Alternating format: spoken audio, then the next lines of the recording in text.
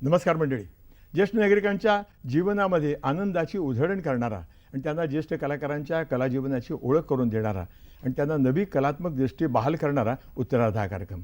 प्रेक्षक या कार्यक्रमात आपलं अतिशय मनपूर्वक स्वागत. आजच्या कार्यक्रमाचा जो विषय आहे तो अतिशय छान विषय आहे, अतिशय गमतीचा विषय आहे, अतिशय आनंदाचा विषय आहे आणि तो म्हणजे मनोरंजन. आणि त्यासाठी आपल्याकडे दोन आनंद यात्री कलाक्षेत्रातले आलेले आहेत. मी प्रथम त्यांची आपल्याला ओळख करून देतो. मी प्रथम ओळख करून देईन ज्येष्ठ अभिनेते आणि दिग्दर्शक सुहास भालेकर साहेब. नमस्कार. नमस्कार. त्यांच्यासमवेत आहेत आणि ज्येष्ठ अभिनेते आणि ज्येष्ठ गायक पंडित चंद्रकांत लिमे. नमस्कार. नमस्कार. आपलं दोघांचं या कार्यक्रमात स्वागत. सुहास, मला एक सांगा की शाहीर साबळे पार्टीत येण्यापूर्वीचा प्रवास काय सांगाल थोडक्यात? बराच केलाय. अच्छा. कारण मी कामगार विभागात राहत होतो तेव्हा प्रत्येक चाळीत एक नाटक मंडळी आणि एक भजन मंडळी असायची. बरोबर. माझा नाटकाकडे ओढा, त्यामुळं त्यावेळेला मी खूप नाटकं केली. अच्छा. पण दर्जेदार नाटकं. अच्छा. उदाहरणार्थ? अंमलदार, बर तुझा आहे तुझं पाशी, बेबंदशाही, बर छापील संसार, नवीन कल्पना, बर अशी बरीच नाटकं केल्यामुळं त्या कामगार विभागात मी फार प्रसिद्ध पावलो. तर कुठे कुणाच्या कंपनीत एखादा नट अडकळला किंवा त्याला जमत नाही असं वाटलं की मला कॉल यायचा. क्या बात आहे. मी ते आनंदानं करायचा. बर असा असा हळूहळू कामगार विभागात मी प्रसिद्ध नट झालो. बर पण नट झाल्यावर आजकालचे नट तसे वागतात तसं मला वागताच आलं नाही. ते आजपर्यंत वागता नाही हा? आलं. आजपर्यंत वागता नाही आलं तुम्हाला. जमतच नाहीये. कारण मुळात एक फाटकी प्रकृती आणि मग नट म्हणून त्याला मला आनंद वाटायचा. पण मी कोणतरी आहे ही दादागिरी आयुष्यात जमली नाही, याच्या पुढे जमणार नाही. बरोबर आहे. पंडितजी, मला एक सांगा की गायकांची घराणी असतात असं म्हणतात. जी. तर मला एक सांगा की लिंबे यांच्या घराण्यात गाणं होतं का? माझ्या घराण्यात गाणं जरी नसलं तरी माझे वडील गात होते. बर. आणि आजोबांनी खूप कलाकारांची सेवा केली. ते स्टेशन मास्तर होते, अच्छा. श्रीमंत होते. बर त्यांनी बालगंधर्व कंपनी सारख्या अशा कंपन्यांना तिथे राहायला, सर्व कंपन्यांना उतरायला, बर. आणि 2 महिने काय 1 महिना जितका मुक्काम असेल ते फुकट जेवण साजूक तुपातलं. क्या बात आहे. आणि त्यांना पुन्हा त्यांचं शेवटच्या दिवशी पैसे देऊन सगळ्यांच्या मैफिली, अच्छा. म्हणजे बालगंधर्व, नंतर मास्टर कृष्णा, पटवर्धन बुवा वगैरे असे जे काय नटमंडळी त्याच्यामध्ये असते. म्हणजे त्यांनी नुसतं रेल्वे स्टेशन सांभाळलं नाही, गाण्याचं स्टेशन चांगलं गाण्याचं सांभाळलं. स्टेशन अब्दुल करीम खान साहेबांची तर असंख्य मैफिली झाल्यात आमच्या बर. बंगल्यावरती, अच्छा. त्यावरती. अच्छा. तर मला वाटतं त्या सेवेचं फळ हे मी गायक होण्यात झालेलं अच्छा. असावं. बरोबर. पण तुमच्या गळ्यात गाणं याचा साक्षात्कार पहिला कोणाला झाला? ते पहिले माझे काका होते, बर अनंत लिमये कोल्हापूरचे. बर तर त्यांनी मला स्टेजवर पहिल्यांदा आणलं बर 3ऱ्या वर्षी. अच्छा. एक बडबड गीत म्हण रे संधू. तर मी बाबा ढेकणा निमदला पिसाळलेले बडबड गीत म्हणायचो. दुसऱ्या दिवशी जो येईल मला भेटेल तो हे गाणं म्हणायला सुरुवात मग करायचा. तुम्हाला पिसाळलं लोकांनी. त्याच्यामुळे लोकांना, बाकीच्यांना वाटायला लागलं अरे हा गाणारा मुलगा आहे, बरं. म्हणजे गाणं आहे याच्या गळ्यात. बरोबर. असं पुष्कळ दरवर्षी मला प्राईज मिळायचं. छबिल्लास हायस्कूलमध्ये होतं त्यामुळे गॅदरिंगला मला प्राईज ठरलेलंच असायचं. बर. आणि त्यावेळी मी पॉप्युलरच होतो बरं. छबिल्लासमध्ये. पण मग गाणं शिकावं कोणाकडे अशी काही प्रेरणा नाही का मिळाली त्यावेळी? ती गाणं कशी मिळाली? शिकावं असं आईने मला सांगितलं की अरे चंदू तू शोध तुझं, तू आता कोणीच नाही मला शिकवायला म्हणजे घालत. तर मी शोधत, पण ते शोध कार्य काय तसंच अपुरं राहिलं.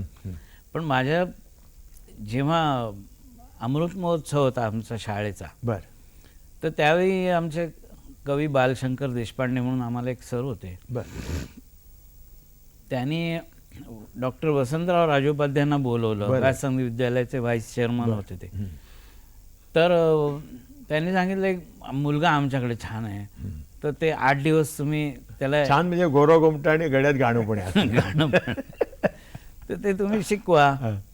आणि म्हणजे 8 दिवसात तो म्हणेल. हा. ते आले, त्यांनी मला एक लाईन म्हटली, मी लगेच म्हटली तान एक म्हटली, मी लगेच म्हटली. क्या बात आहे. आलापी म्हटली. मी एकदा ऐकल्यावर ताबडतोब फॉलो करत असे आणि विसरत नसे. त्याची झलक दाखवा ना, काय म्हटलं ते त्यांनी शिकवले त्यांनी काय त्यांनी एक प्रभुपदास नमितदास म्हणजे म्हणून- नांदीच होती. नांदीच होती. म्हणजे तुमच्या आयुष्याची नांदीच हो, नांदीने झाली सुरुवात तिथे. झाली. बरोबर.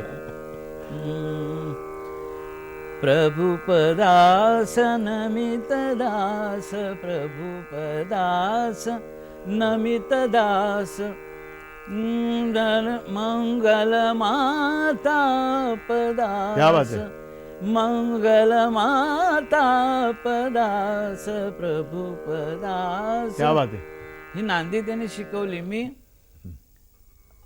ती म्हटली, त्यांनी लगेच मला विचारलं, म्हणे अरे तू कुठे गाणं शिकतोस का? लगेच बालशंकर देशपांडे आमचे सर म्हणे, लगेच त्यांनी जरा सगळं उपटं काढलं बाहेर. नाही त्याला सांगतो इथे चांगलं गाणं शिकते, घालतच नाही ते वडील की शिकतच नाही. तर ते म्हणाले मी तुला चिठ्ठी देतो, तू वडिलांना देशील का? म्हटलं देईन. बरोबर. मग त्यांनी चिठ्ठीमध्ये लिहिलं की एक उद्याचा चांगला गायक अच्छा. वा. होणारा हा फुकट चालला आहे तुमच्या न शिकवण्यामुळे. फी बीचा काही प्रश्नच नाही. तर तुम्ही येता माझ्याकडे म्हणजे विद्यालयात, कमी येऊ तुमच्याकडे. क्या बात आहे. असं त्यांनी लिहिलं. आणि ह्या वाक्यावर तात्याने आमच्या वडिलांनी तेव्हा घेतलं सिरियसली बरोबर. की अरे हा या मुलात खरोखरच गाण्याचं हे आहे आणि याला आता बोलावणं आलंय.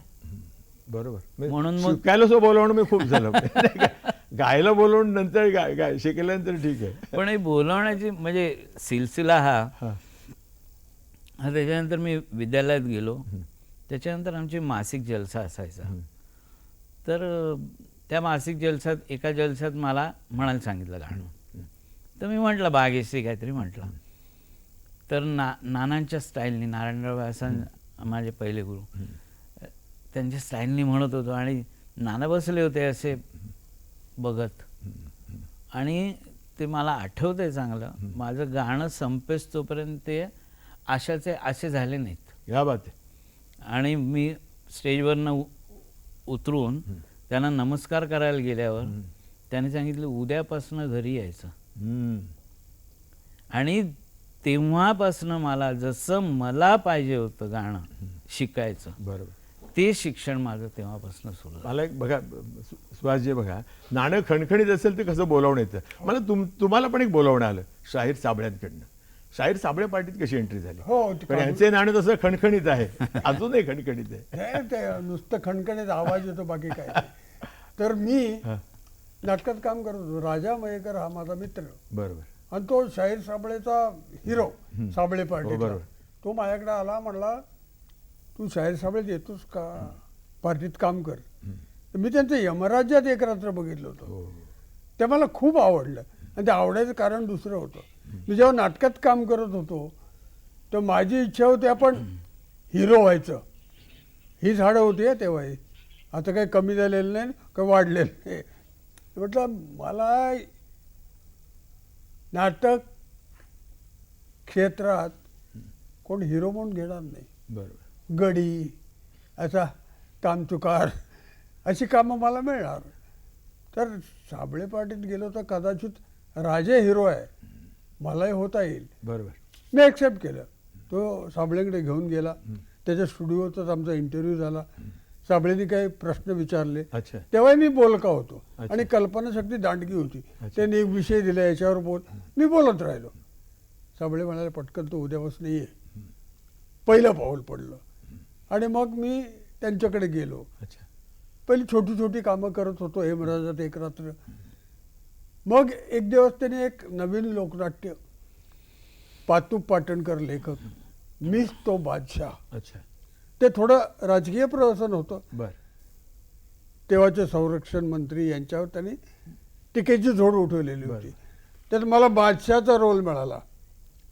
बरोबर. आणि राजाबाईकर नव्हता. अच्छा. राजाकडे भेटलो आणि म्हटलं काय रे, अरे मला सोडायची आहे पार्टी म्हणून तुला नेला. म्हणजे काय मला अवडंबर वाटलं, बा हा एवढा मोठा त्याच्यातला हिरो. बरोबर, मी नाटकात काम करत असेल पण मला हे जमेल की नाही, करत होतो काम. बरोबर. पण काही तालमीनंतर राजा मयेकर आला. तर शाहीर म्हणले मी अरे बादशाचा रोल त्याला दिलाय, मी शिपायाचं करतो म्हटला. आणि तो नाटकात लोकनाट्यात एवढा मुरलेला होता आणि मी नवीन होतो. त्याने मीच तो बादशाचा मीच तो शिपाई करून टाकला. तो शिपाईच हिरो ठरला. आणि मी सारखा अभ्यास करतो ते कसं होतं, का होतं. अगदी मेंदू आपल्याला तल्लख ठेवायला हवा, बरोबर. माणूस हजरजबाबी असायला हवा आणि तुमच्या बोलण्यात टायमिंग असायला हवं. मला वाटतं की आपण ही चर्चा अशीच चालू ठेवू, पण एक दूरध्वनी घेऊया. भाऊसाहेब नरुटे, मिरज, सांगली. हा बोला भाऊसाहेब, बोला. हा बोला, हा बोला बोला बोला बोला भाऊसाहेब, बोला बोला बोला. हा नमस्कार. नमस्कार. हा मी सुहास भालेराव साहेबांना एक प्रश्न विचारू इच्छितो. हा. तुमची नाटकं आणि सिनेमा मी खूप पाहिलेत, खूप आवडतं. हल्ली की निरनिराळ्या माध्यमातून टीव्हीच्या माध्यमातून लहान मुलांचे, तरुणांचे, महिलांचे सगळ्यांचे कार्यक्रम होत असतात. परंतु ज्येष्ठ नागरिकांनी स्वतःहून सादर केलेला ज्येष्ठ नागरिकांसाठी एखादा कार्यक्रम कोणत्याही व्यासपीठावर, रंगमंचावर किंबहुना एखाद्या टीव्हीवर का साजरा होत नाही? पूर्वी आपल्या तुम्हाला माहिती आहे भालेरावजी की गणपती उत्सव असो किंवा इतर काही कार्यक्रम असो तर आपण अगदी वृद्धापर्यंत सगळे उत्साहानं त्यात भाग घेऊन आपण स्टेजवर जायचं, काही गाणी म्हणायची, अभंग म्हणायचे, भारुडं म्हणायची नाटणाऱ्यांची, अगदी आनंदानं आपण उत्साह साजरा करत होतो. पण हल्ली या ग्लोबलायझेशनच्या ह्याच्यामध्ये वृद्धांना फक्त पहाटे सकाळी उठून फिरणं ह्याच्या पलीकडे नाहीये. काही दूरदर्शनी काही कार्यक्रम केलेले आहेत, नाही असं नाही आहे, त्यांचं अभिनंदन करतोच आम्ही. पण ते इतके असे हे नाही, प्रभावी नाही किंवा त्यामध्ये ज्येष्ठ नागरिकांचा सहभाग तितका म्हणावा इतका नाहीये. याच्याबद्दल आपलं काय मत आहे? त्यांचं म्हणजे ज्येष्ठ नागरिकांसाठी कार्यक्रम पूर्वी नाटकं व्हायची, कार्यक्रम व्हायचे, तसे होत नाहीत आणि आज होत नाहीत. ते पूर्वी व्हायचे. काय वाटतं तुम्हाला, का होत नसतील? खरं म्हणजे पूर्वी व्हायचे, आत्ताही सुरू झालेत, काही लोक करतात. बरोबर. त्यामुळे आमच्यासारख्या म्हाताऱ्या माणसाला जरा उत्साह वाटतो. बरोबर. आपण जुनं काही केलंय बरोबर. ते लोकांपर्यंत जातच नाही. आणि आम्ही किती सांगितलं, किती लोकांना सांगणार? बरोबर. 2-4 भेटलेल्या लोकांना सांगणार. यानं अख्ख्या महाराष्ट्राला कळतं याने काय केलं, ह्याला काय म्हणायचं होतं आणि हे काय करायचं होतं. हा कार्यक्रम असाच चालू राहो. आणि असेच अनेक चॅनलमधनं कार्यक्रम होत, त्यामुळं अनेक वृद्धांना आपली मतं मांडता येतील. जुनी मतं, नवीन मतं याच्यातला फरक जाणता येईल. मी आज जुन्या मताचा असलो तरी नवीन मी अजून शिकतोय. बरोबर. पण या नवीन माणसाला जुनं काय होतं हे कळायला पाहिजे. बरोबर. हा कार्यक्रम स्तुत्य आहे. बरोबर. मला शाहीर साहेबांच्या विषयाबद्दल सांगा, काय आणखी कुठले ह्या फोटोबद्दल सांगा. हा फोटो आहे असूनी खास मालक घरचा. याचं दिग्दर्शन मी केलं. फार सुंदर नाटक होतं.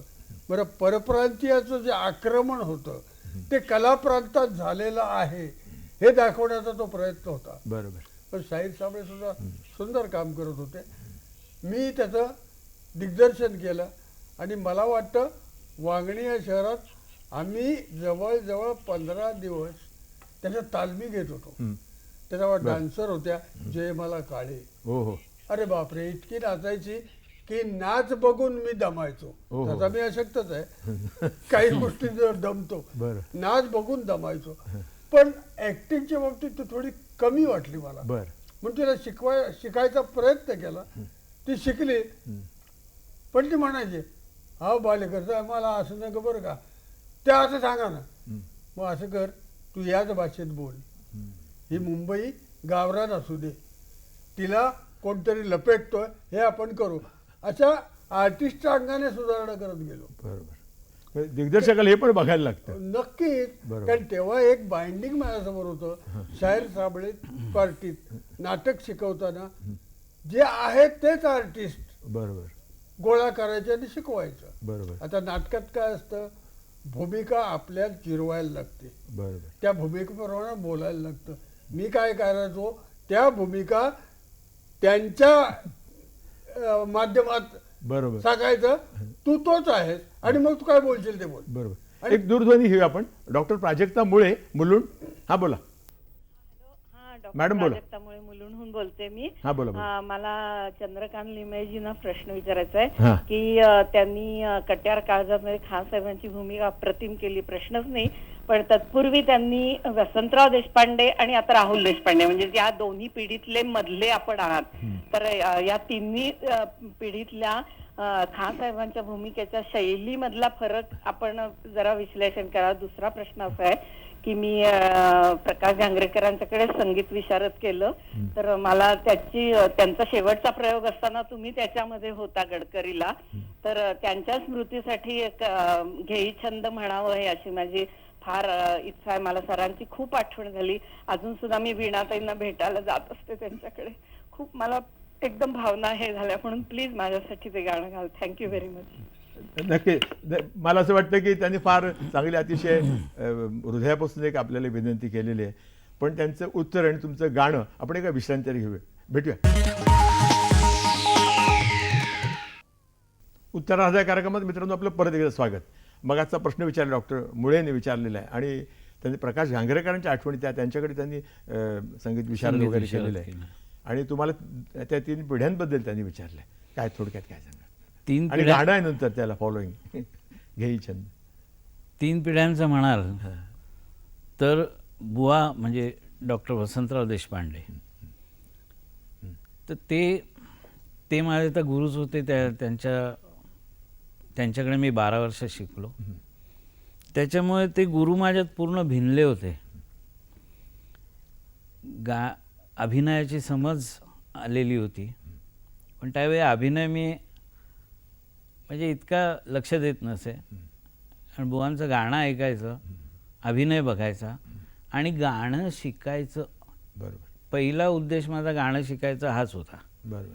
त्याच्यामुळे ते दौऱ्यावरती मी आणि ते बरोबरच असायचो. आमचा मित्र प्रकाश गोरे म्हणून तबलजी होता, आम्ही तिघं असायचो. आणि सकाळी उठलं की रियाज, दुपारी जरा झोपायचं, संध्याकाळी फिरत फिरत जायचं चालत म्हणजे थिएटरवरती, कारण जरा व्यायाम हवा म्हणून. असा आमचा दिनक्रम असे. बरोबर. त्यावेळी मला भरपूर शिकायला मिळालं. बुवांचा स्वभाव, त्याच्यातले विविध पैलू सगळे मला कळत होते. प्रभाकर पंतांनी जेव्हा मास्तरांनी म्हणजे दारव्हेकर मास्तरांनी जेव्हा सांगितलं की चंदूला हे भूमिका द्या, तर त्याच्यानंतर मी ही भूमिका करायला लागलो. फैया जायची मला पाठांतर घ्यायला वगैरे, तर तिने एकदा मला एक वाक्य शिकवलं. त्या वाक्यातल्या शब्दाचा भाव असा तिने असं प्रकट करून असं तू असं म्हण. त्या एका ह्याच्यावरती मी अरे म्हटलं असं नाटक असतं, असा अभिनय असतो. मला अभिनय तर करता येत होता याचा साक्षात्कार मला झालाच होता. आणि मी तालमीत काहीतरी असं लाईटली घेत अगदी म्हणजे मी कोणीच नाही असं नगण्य असं आर्टिस्टसारखा मी वावरायचो. त्यामुळे कॉन्फिडेंटली मला करता येत नसे. एकदा एक जण म्हणाला की अरे असं काय करतो, ही मंडळी जिथल्या तिथेच आहेत, तू खासाहेब झालायस, लक्षात ठेव. बरोबर.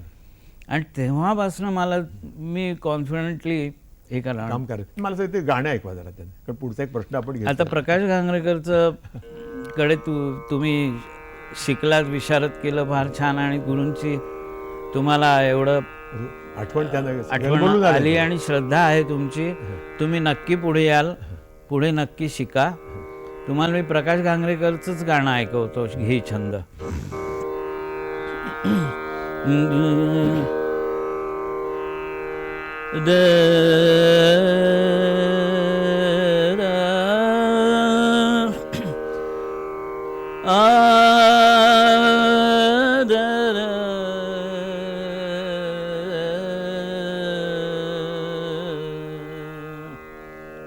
घे छंद क्या बात है.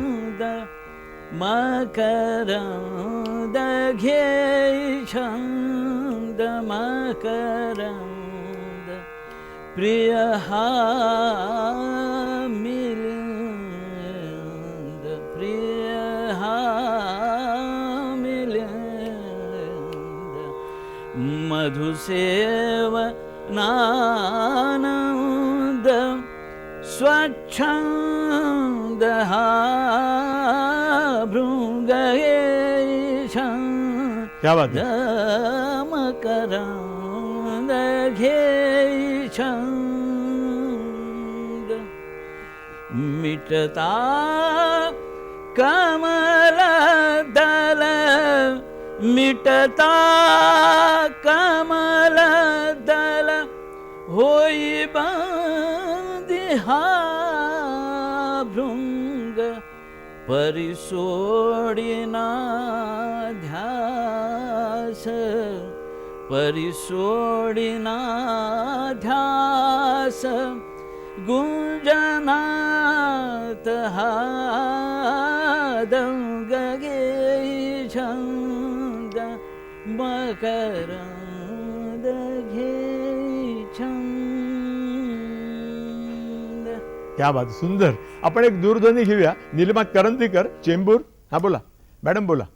नमस्कार, निलिमा करंदीकर बोलते. हा, बोला बोला मॅडम. दोघांनी माझ्या डोळ्यासमोर दोन तऱ्हेने उभे केले. एक तर कचार काळजात घुसली, म्हणजे आमच्या चोरांच्यामुळे ती कचार खरंच घुसली आहे आणि त्यातल्या हरकती सुद्धा मला लगेच डोळ्यासमोर आल्या.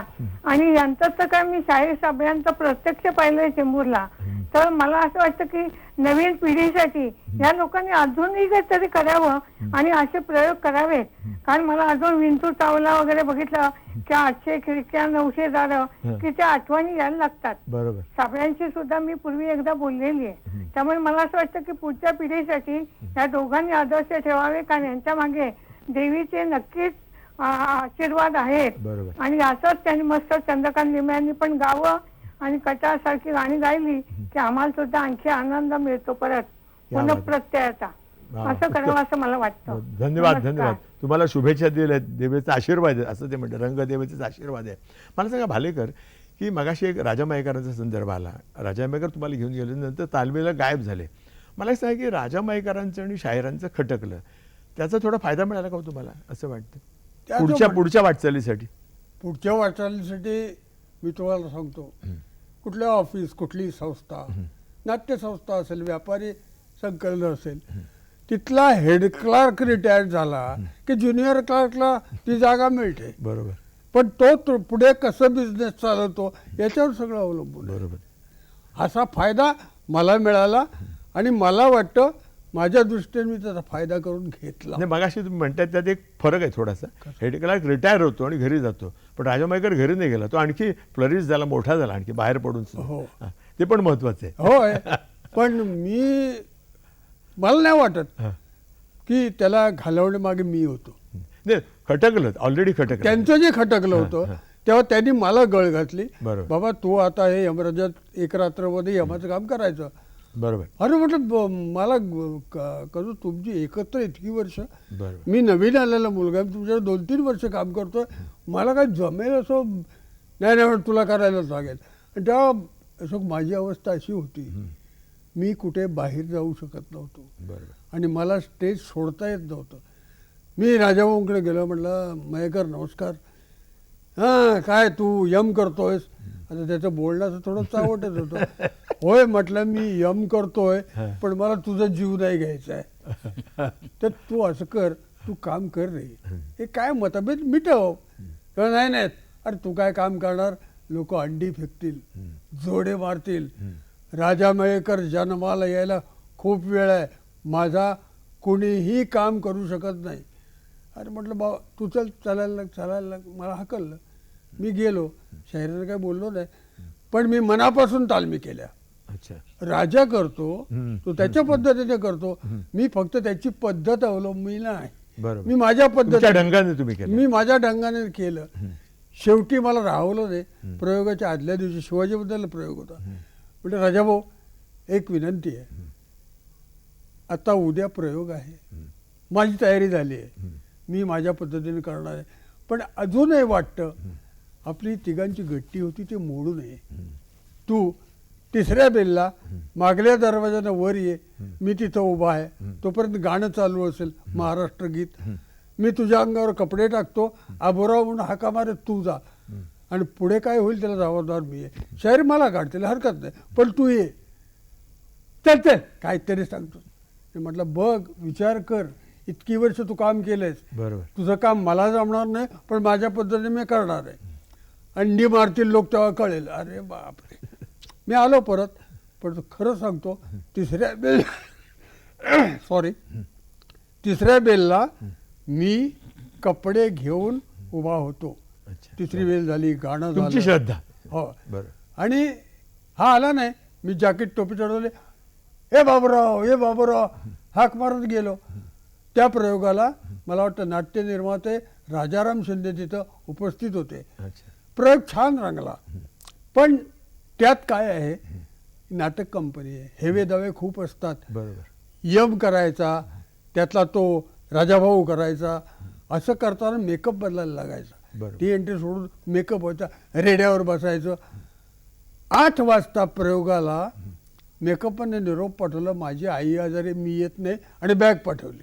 अरे बापरे. हळदणकर नावाचा मेकअप पण हो होता. हो. बर. रेड्यातला एक माणूस आलाच नाही, जो रेड्या ज्याच्यावर बसून यम हो, फिरायचा. हो. मग मी दुसऱ्या एका माणसाला चढवला, मी चढलो आणि 3 फेऱ्या मारायच्या. ती कशी बशी एक म्हटलं, एक फेरी चालेल, या यमाला एक फेरी चालेल, मी 3 फेरीवाला यम नाही. आणि ती एक फेरी केली.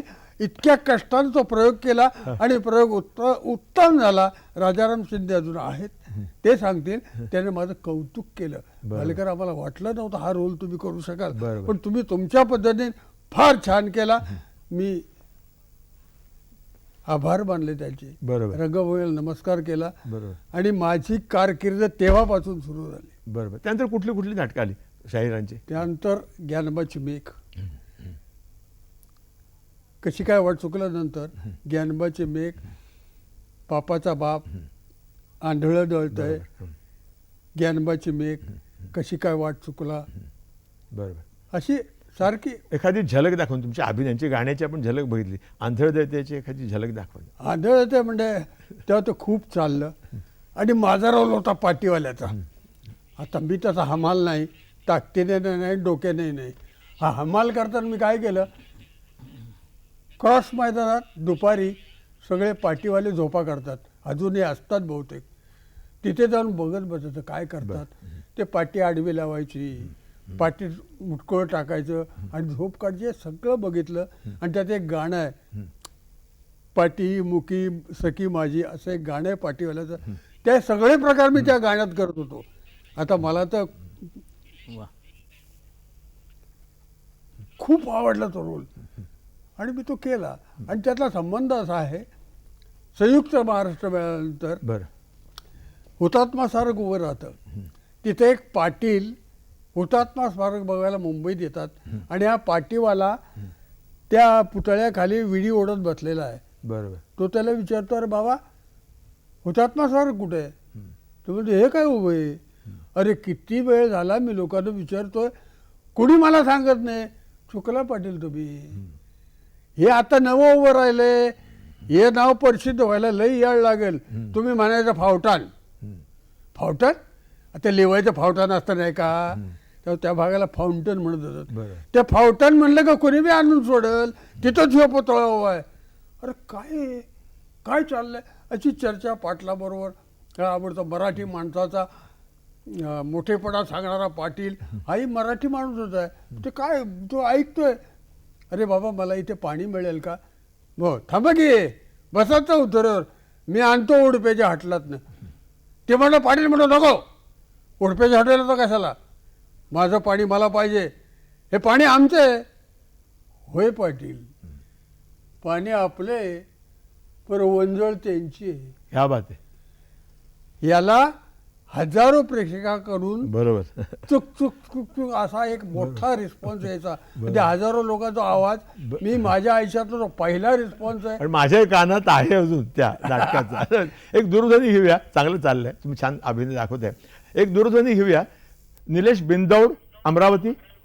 हा बोला. निलेश बिंदोड बोलत आहे, अमरावती, महाराष्ट्र. हा बोला बोला बोला बोला. माझा प्रश्न असा होता की दोघे मान्यवरांचा जो चित्रपट आणि रंगभूमी यांचा सामाजिक बदलासाठी कसा काय अनुभव झाला, अच्छा. आणि नवीन आणि आता हल्ली या चित्रपट आणि रंगभूमीमध्ये काय फरक आहे? धन्यवाद. ओके, मला असं वाटतं की आपली चर्चा चांगली चालली आहे. ह्याच्या प्रश्नाचं उत्तर आपण एका छोट्याशा विश्रांती घेऊया. भेटू का छोट्याशा. मित्रांनो, उत्तरार्ध या कार्यक्रमात आपलं परत एकदा स्वागत. प्रसाद सावकारना आपण भेटलात जाऊन, तर तो किस्सा जरा सांगा आणि ते गाणं पण ऐकवा. त्यांचंच तुम्ही त्यांना ऐकवलं होतं ते गाणं, मला वाटतं. काही नाही, पहिल्यांदा आई म्हणाली गुरु तू शोध कुठेही जात. मी आपला शोधायचो. एक माणूस, त्यावेळी शब्दरंजन स्पर्धा झाली होती, तर महाराष्ट्रातून 1000 मुलं गायली. बर. त्यावेळी मी त्याच्यात 10वा आलो होतो. म्हणजे 10वा नाही, 10 मुलामध्ये मी होतो. तर त्याच्यामध्ये एक माणसाला मी लक्षात ठेवलं होतं, टक्कल होतं त्याला, 30 वर्षाचा आत पाहिजे असं हे होतं.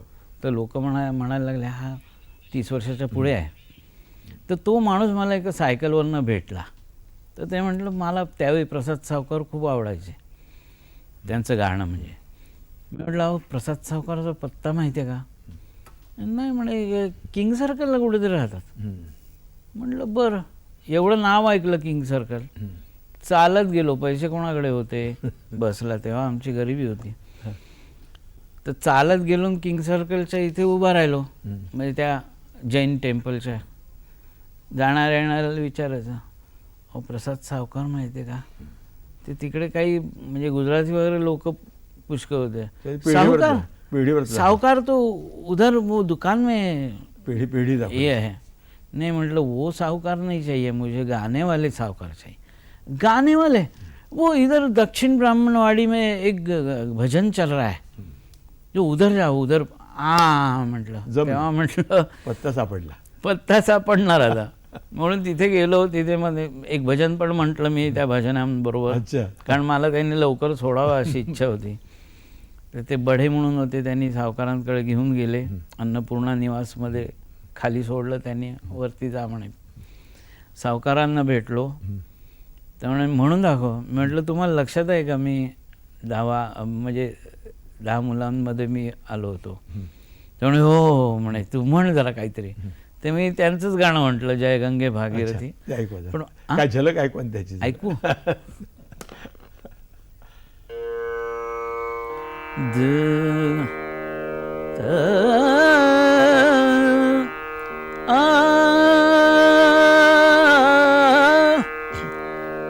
जय गंगे भागीरथी, जय गंगे भागीरथी, हर गंगे भागीरथी. क्या बात है.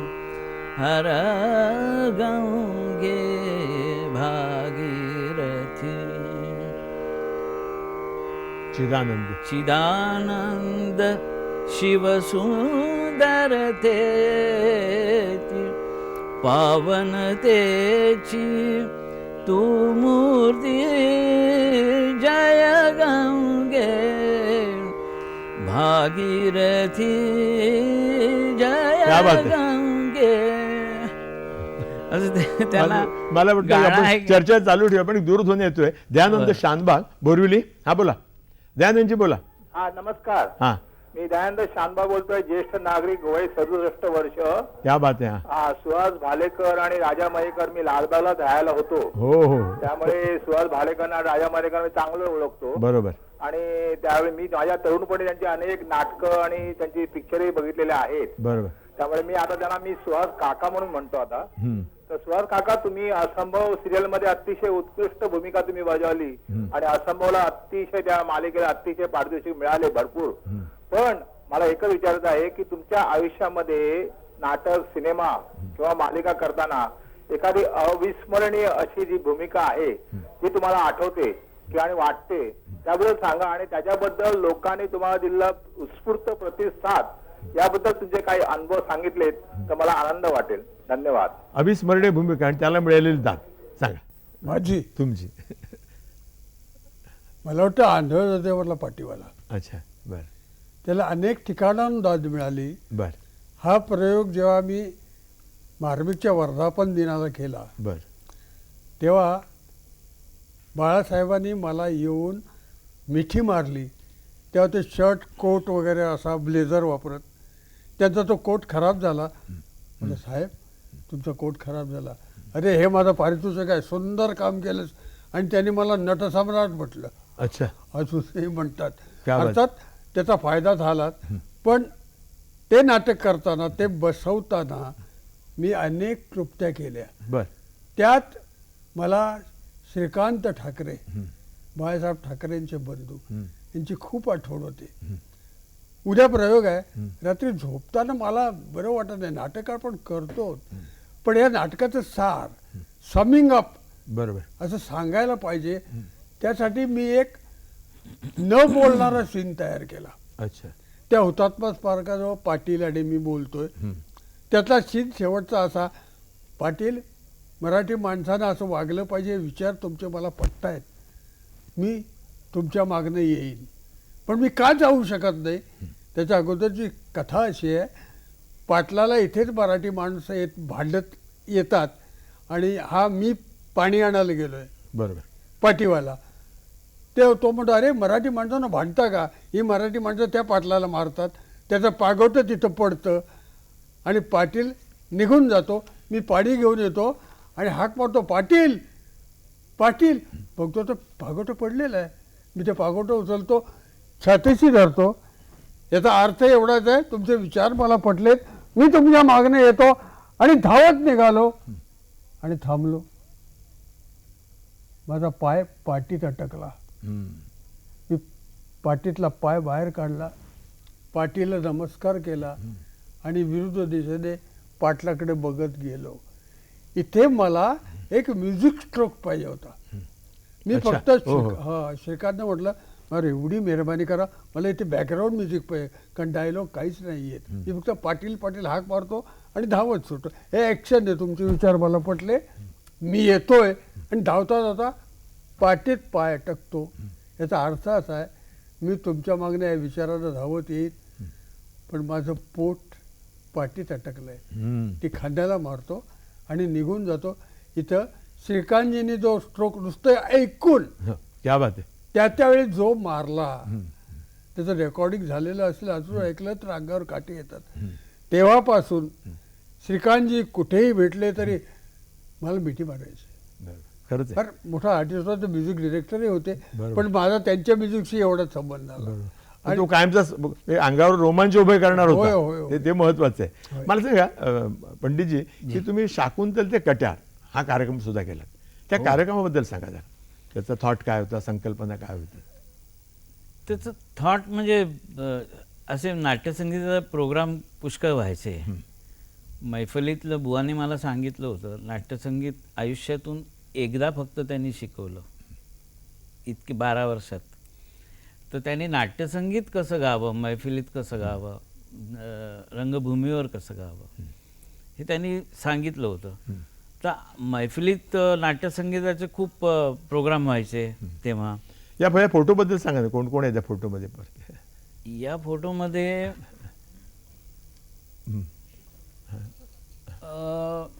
सगळे तुम्ही कलाकार दिसत आहेत. माझी एक शिष्य आहे सीमा ताडे, हां. बकुळ पंडित आहे, ही नीलाक्षी आहे, हा रवींद्र घांगुर्डे आहे, मी आहे, ही आमची झरीना आहे नवीन, सुवर्णा कागल. हे 2 माझे शिष्य आहेत, स्वानंद भुसारी आणि सुनील पंडित, ज्यांनी कवाली सादर केली. क्या बात आहे. तर मी म्हटलं की जरा नाटकाची सुद्धा, हल्ली नाटकं तर होत नाहीत बरोबर, संगीताची, तर नाटकाची सुद्धा देखावं, दिसण्याचं सुद्धा समाधान लोकांना बरोबर. व्हावं. आणि त्याच्याबरोबर अभिनय सुद्धा थोडासा येतोच, गाणं बरोबर. म्हणता म्हणता. बरोबर. म्हणजे तसा मैफिलीत सुद्धा म्हणताना येतो, पण त्याच्यातला अभिनय जरा वेगळा असतो. आणि ती मजा लोकांना घेता यावी. आणि नटांना सुद्धा जरा मग मेकअप लावलं की जरा बरं वाटतं, स्फुरण येतं जरा. स्फुरण येतं. रंग नाटक रंगत स्टेजवर, पण आधी मेकअप रूम मध्ये ते रंगत असतं. रंगत असतं. ते रंग लावलं की त्यांना एक प्रकारचं समाधान बरोबर. लाभतं. तर ते रंग लावून ते कपडे बरोबर घालून पेश करावं, बरोबर. लोकांना दृकश्राव्याचा आनंद देता यावा, बरोबर. अशी माझी. आणि त्याला एक लिंक लागावी अच्छा. म्हणून, म्हणजे जुने नाटकाचं हे काय होतं, कसं निर्माण झालं आणि ते काय आत्तापर्यंत आहे, जिथपर्यंत आहे तिथपर्यंत, बरोबर. तर ते मी दाखवण्याचा प्रयत्न केला होता. असे माझे पुष्कळ नाही, संकल्पनेवर पण याची एखादी झलक ऐकवाने याच्यात चांगली हायलाईट असलेली या शाकुंतल ते कट्यारमधली एखादी काही तुम्ही सांग, झलक म्युझिकल काय? झलक एखादी गाण्याची, तुम्ही तितकी गाणी गाताय त्याच्यामध्ये गाणे त्याशिवाय ते उभं राहणार नाही आमच्या नाही, मनामध्ये. पुष्कळ आर्टिस्ट हां होते. आता त्याच्यात मी अश्विन शेठची भूमिका केली होती किंवा आणखी कोणाची तरी केली होती, खासाहेबाची केली होती. तर ते अश्विन शेठच्या भूमिकेत फोटो आहे. तर ते मी यायचो स्टेजवर आणि पहिले एक डायलॉग घेऊन मग अच्छा. ते गाणं सुरू करायचं. काय डायलॉग काय होता? अरे बापरे, ते डायलॉग आता मला आठवत नाही. बरं ठीक आहे चला. ती इतकी सुंदर होती वगैरे असं काहीतरी आहे त्याच्यात.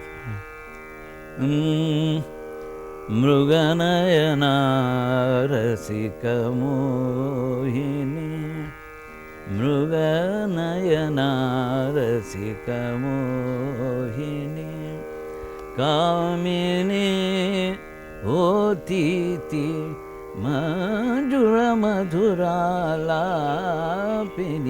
रसिक मोहिनी, मृगनयना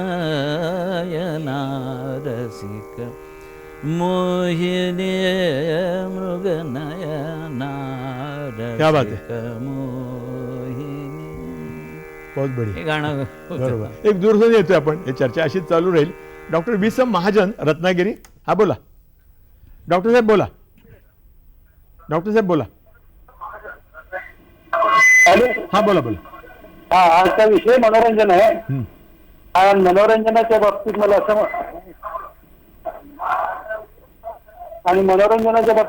म्हणायचंय हा बोला. की मनोरंजन हे एक कला आहे आणि या कलेमुळे माणसाचं टेन्शन, ताणतणाव वर्षाच्या काळामध्ये कमी होते. बरोबर. या बाबतीत आपल्या जीवनामध्ये आलेला कलेमुळं किंवा या गायनामुळं की तुमच्या जीवनामध्ये टेन्शन आलं आणि किंवा ही कला केल्यामुळे टेन्शन दूर झालं, असा काही जीवनामध्ये अनुभव आला असेल तर कृपया कथन करावा. बरोबर. आभार. मला असं वाटतं की प्रश्न पण त्यांनी अतिशय मार्मिक विचारले डॉक्टरांनी. बरं का, तुम्ही प्रश्न तुम्हाला नंतर सांगतो, पण भेटूया काही छोट्याशा विषयांचं आणि त्याचं उत्तरही घेऊया. त्यांनी जो प्रश्न विचारले डॉक्टरांनी की या जे ताणतणाव आहे जीवनातले, बरं का, तर ते कमी होतात का कलेमुळे किंवा कलेच्या अंगामुळे, तुम्ही ज्या कलाविश्वात वावरतात त्याच्यामुळे? तर मला एक असं सांगावंसं वाटतं या ठिकाणी प्रेक्षकांच्या पॉईंट ऑफ व्ह्यूने की फुलाला गंध हवा असतो, फुलाला गंध हवा असतो, जीवनाला रंग हवा असतो. माणूस एकटा कसा जगणार, त्याला कसला तरी छंद हवा असतो. तर मला, तुम्ही तर कलावंत आहात, तुम्ही काय सांगाल? मी असं सांगेन की कुठली कला, संगीत असो किंवा अभिनय असो, त्याचं सामर्थ्य कशात आहे? बरोबर. की गुंगवून ठेवणं, बरोबर, गुंगवून ठेवणं दुसऱ्याला, स्वतः त्याच्यात रंगून अंतर्मुख होऊन जी कला म्हणजे गाणं असं पेश करत आहे, त्याच्याकडेच फक्त त्याचं लक्ष गेल्यामुळे इतर गोष्टींचा विसर त्याला ॲटोमॅटिकली पडतो. बरोबर. आणि ते जर चांगल्या दर्जाचं असेल, उच्च दर्जाचं असेल, तर त्याचं इकडे तिकडे न बघता तो त्याच्यामध्ये गुंगून विलीन जातो. होण्याचा बरोबर. प्रयत्न करतो, एकरूप होणं. एकरूप होतो बरोबर. आणि तो आनंद जो आहे बरोबर. तो त्याला मिळतो. बरोबर. आता संगीतामध्ये तर खूपच पुढे जाऊन समाधीचा क्षण आहे. समाधीचा क्षण आहे. बरोबर. त्याच्यामुळे पण गुंगवणं बरोबर. हा दोन्हीचा पाय नक्की आहे. नाही. मला सांग, तुम्ही काय सांगाल अशा कलात्मक ह्याच्या वातावरणामुळे किंवा कलात्मक तुमचे जे काही विश्व आहे त्याच्यामुळे जीवनातले खाजगी जीवनातले ताणतणाव कमी होतात का? होय, माझा तर असा अनुभव आहे. अनेक वेळा नाटकाचा प्रयोग लागलेला असतो, घरी कोणतरी आजारी असतं. माझ्या वडिलांच्या बाबतीत सांगतो, अगदी शेवटच्या घटकेला त्यांनी कॉफी मागितली, तेव्हा 3 वाजले होते.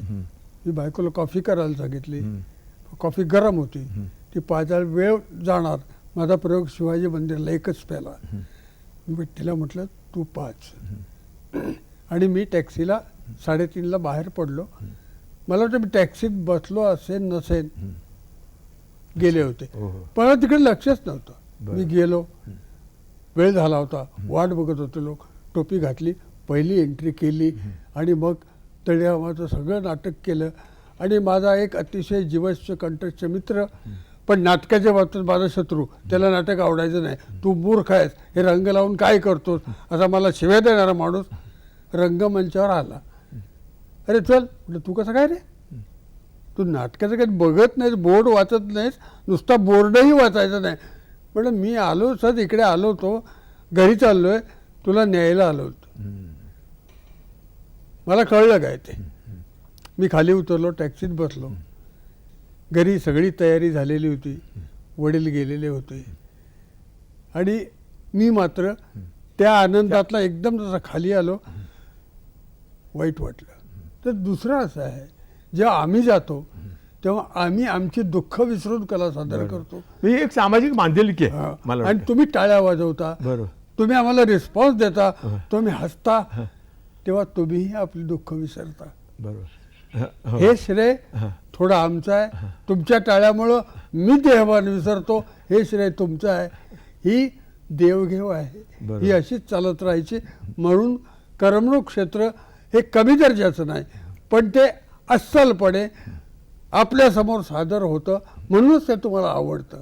बस मी आता या प्रसंगात एकच प्रसंग सांगतो. नाही, एक मिनिट, आपल्याला वेळेचं बंधन, आपल्याला परत तुम्ही बोलवणार आहे. लागे कैलासबा कटारे, आपण समारोपाच्या कडे चाललो आहे. आपण जस्ट एखाद्या मिनिटात संपू. हां हां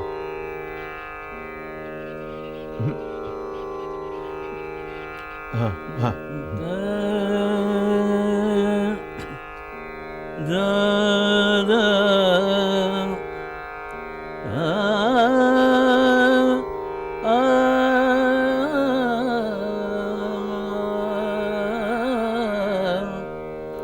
लागी करे जुआ कटा. क्या बात है.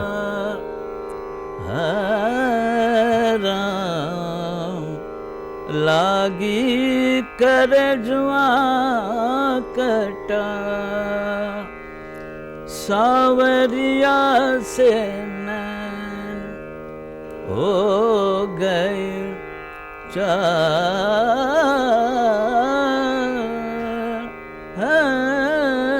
राम लागी करे जुआ कटा, सवरिया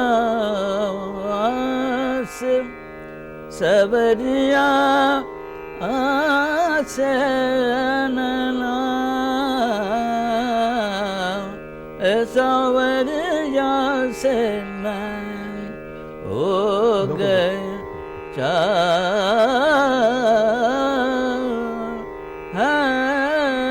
राम लागी कर जुआ कटा. मला वाटतं की अतिशय छान मैफल तुम्ही दोघांनी रंगवलीत. आणि आपल्याला परत मी बोलवेन, खरं म्हणजे प्रेक्षकांनी ऐकायची इच्छा, मलाही आपल्याशी बोलायचं राहिल्या बऱ्याचशा गोष्टी. आज तुम्ही या ठिकाणी आलात आणि अतिशय छान मैफल रंगवलीत, गाणे आपण छान ऐकवलीत, आपण आपले किस्से सांगितलेत, त्याबद्दल सह्याद्री मनपूर्वक आभार.